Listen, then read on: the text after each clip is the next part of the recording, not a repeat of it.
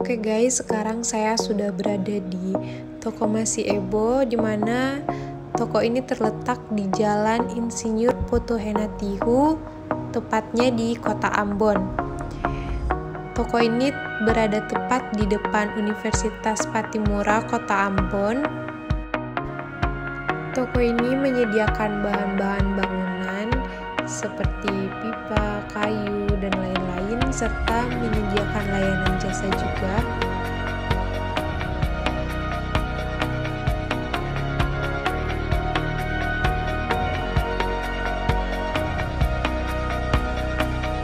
Teman-teman semua, di samping saya di sini sudah ada Kakak Mia, di mana Kakak Mia ini akan menemani kita dalam menit-menit berikutnya.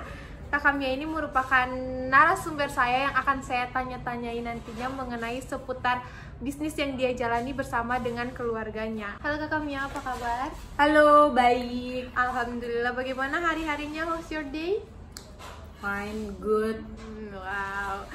Oke Kakak Mia, sebelumnya perkenalkan nama saya Wodelinda Asyana. Kakak Mia bisa panggil saya Linda. Saya merupakan salah satu mahasiswa dari Universitas Sarjana Wiyata Taman Siswa Program Studi Manajemen. Okay. Di sini saya ingin meminta waktu Kakak Mia untuk bertanya seputar bisnis yang sedang Kakak Mia jalani bersama dengan keluarga Kakak Mia. Apakah berkenan? Berkenan. Iya, terima kasih. Oke, kita langsung saja masuk ke dalam pertanyaan yang pertama ya. Pertanyaan yang pertama, kapan toko ini mulai didirikan? Toko ini didirikan kalau di posisi letak sekarang ini mungkin 10 tahun. Tapi sebelum 10 tahun ini kita sebelumnya 5 tahun sebelumnya kita berdiri di Tanah Poka. Di sini posisi saat ini kita di daerah Tihu. Dulu waktu masih di daerah Poka kita tuh masih hanya menjual seperti pasir, batu, batako dan lain sebagainya. Untuk setelah 5 tahun itu karena harus ada perpindahan tempat dan lokasi, kita berpindah ke sini, kita berkembang lebih lagi dengan adanya penjualan yang lebih lengkap lagi mengenai pembangunan, alat-alat pembangunan seperti yang tadinya cuma pasir, batako dan lain sebagainya. Sekarang kita juga ditambahkan dengan alat-alat pelengkap seperti tangan pintu, hengsel dan lain sebagainya. Intinya alat pelengkap untuk membangun sebuah rumah atau juga pembangunan lainnya seperti itu. Oh iya. Toko ini dinamakan dengan nama Masih Ebo ya? Iya. Kira-kira apa sih kenapa bisa nama ini diberi nama Masih Ebo?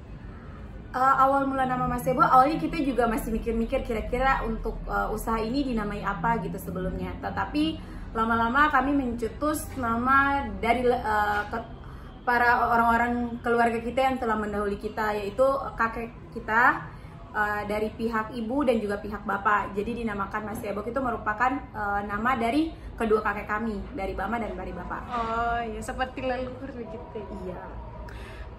Pertanyaan berikutnya nih, mengapa memilih usaha toko bangunan? Mengapa memilih usaha toko bangunan? Alasannya tuh cukup singkat banget ya, karena toko bangunan itu dia tuh tidak membutuhkan masa kadaluarsa. Untuk barangnya saja sendiri itu tidak butuh masa kadaluarsa, dan juga toko bangunan ini juga merupakan alat yang selalu dibutuhkan. Ini sudah termasuk kebutuhan, bukan hanya cuma sekedar makanan yang dibutuhkan, tetapi alat bangunan juga itu juga bisa, karena sekarang Kota Ambon itu sudah masuk ke daerah yang aktif dalam pembangunan. Jadi toko bangunan ini pun sangat mendukung dan sangat penting untuk ada gitu. Bagaimana sih cara Kakak Mia ini untuk mempromosikan toko ini supaya dikenal atau menarik pelanggan untuk datang berbelanja di toko ini?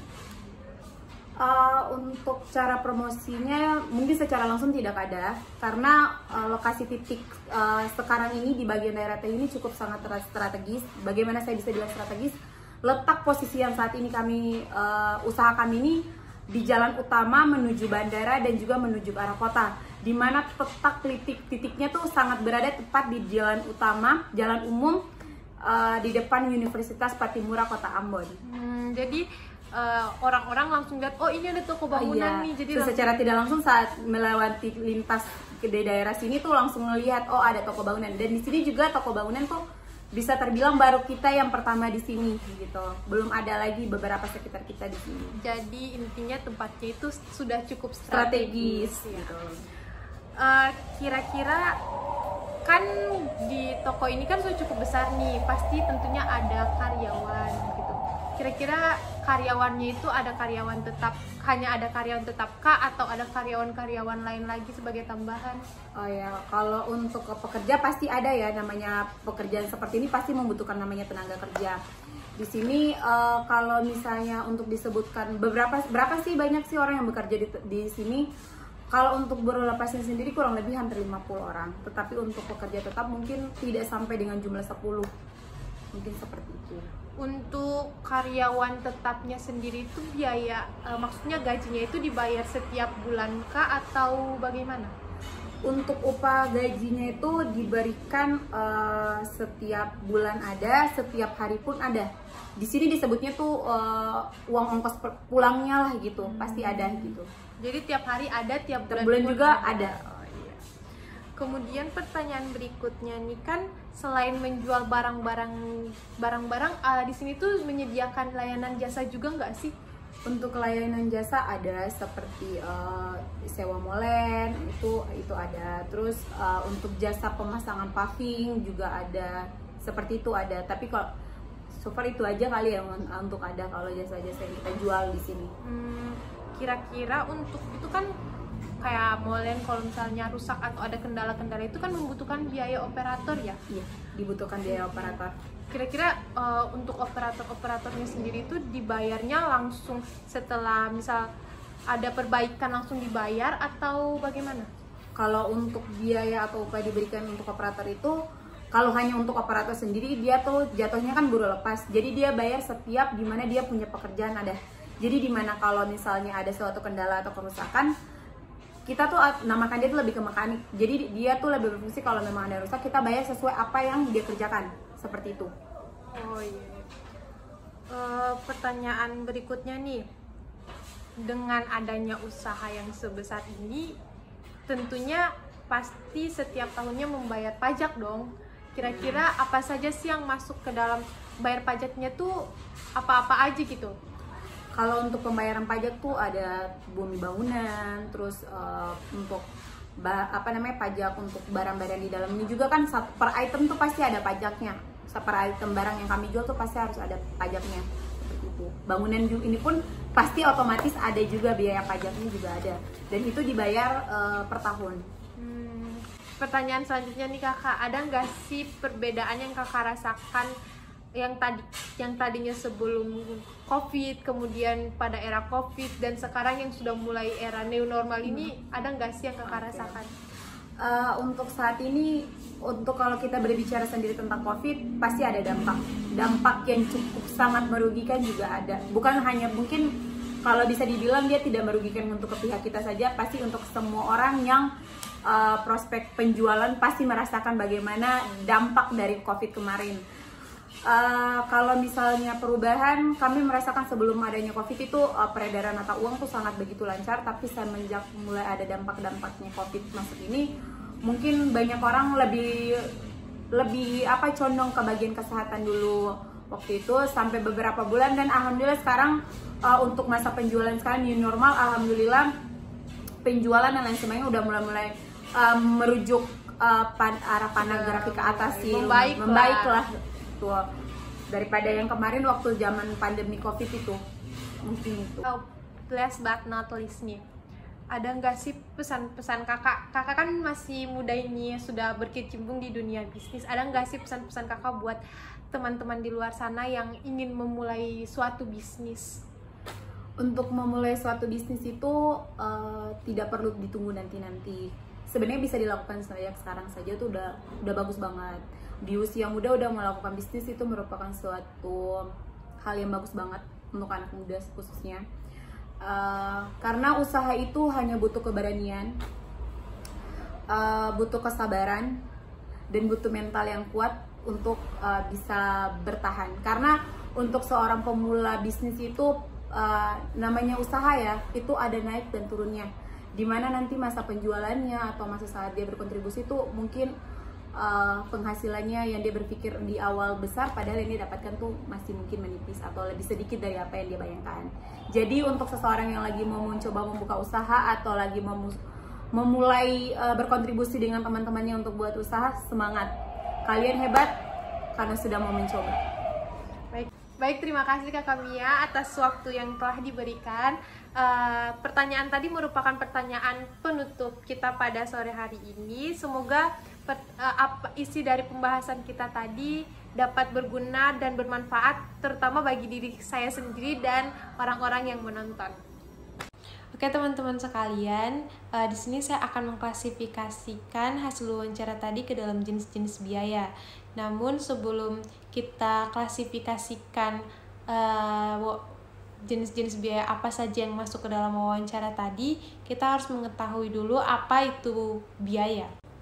Biaya merupakan seluruh pengorbanan suatu proses produksinya, baik biaya itu sudah terjadi maupun akan terjadi, dan dinyatakan dengan satuan maupun dengan harga pasar yang berlaku. Secara umum, konsep biaya ini digunakan untuk kegiatan perdagangan ataupun produksi, bahkan harus membayar sejumlah uang untuk dikeluarkan oleh perusahaan ataupun perorangan dengan tujuan untuk membuat produk serta jasa. Kemudian, apa saja sih yang masuk ke dalam jenis-jenis biaya? Jenis-jenis biaya itu dibagi menjadi ada biaya tetap, ada biaya langsung, biaya tidak langsung, ada biaya variabel, biaya semi variabel, kemudian ada biaya operasi, kemudian ada biaya investasi, biaya total serta biaya perawatan. Kemudian masuk ke dalam jenis-jenis biaya apa saja sih yang dapat diklasifikasikan dari hasil wawancara kita tadi. Yang pertama di sini ada biaya variabel, di mana biaya variabel ini merupakan sebuah biaya untuk menentukan besarnya volume kegiatan yang dapat berubah sehingga ketika volume kegiatan terjadi peningkatan, maka biaya variabel juga akan meningkat. Contohnya itu seperti iklan, kemudian bahan-bahan bangunan, bahan-bahan baku dari toko tersebut. Kemudian yang kedua yaitu biaya tetap, di mana biaya tetap ini berfungsi untuk mengeluarkan besaran biaya yang tetap maupun stabil. Keberadaan biaya ini itu juga tidak mempengaruhi oleh adanya jumlah atau aktivitas proses produksi dengan tingkat tertentu. Contohnya misalnya seperti pajak, kemudian biaya gaji, seperti itu. Kemudian berikutnya ada biaya semi variabel, di mana biaya ini adalah salah satu bentuk pengeluaran atau jenis biaya tetap maupun biaya variabel, di mana biaya semi ini akan mengalami perubahan jika terjadi perubahan atas volume kegiatan, contohnya seperti listrik, air, dan lain-lain. Yang berikutnya ada biaya langsung, di mana biaya langsung ini dikeluarkan karena adanya kebutuhan wajib atau harus terpenuhi, contohnya seperti tenaga kerja, kemudian bahan baku. Biaya selanjutnya yang masuk ke dalam jenis biaya dari wawancara tadi yaitu biaya operasi, di mana biaya operasi ini merupakan seluruh biaya yang dikeluarkan atas kegiatan proses operasi atau produksi secara langsung. Contohnya seperti biaya operasional dan gaji operator.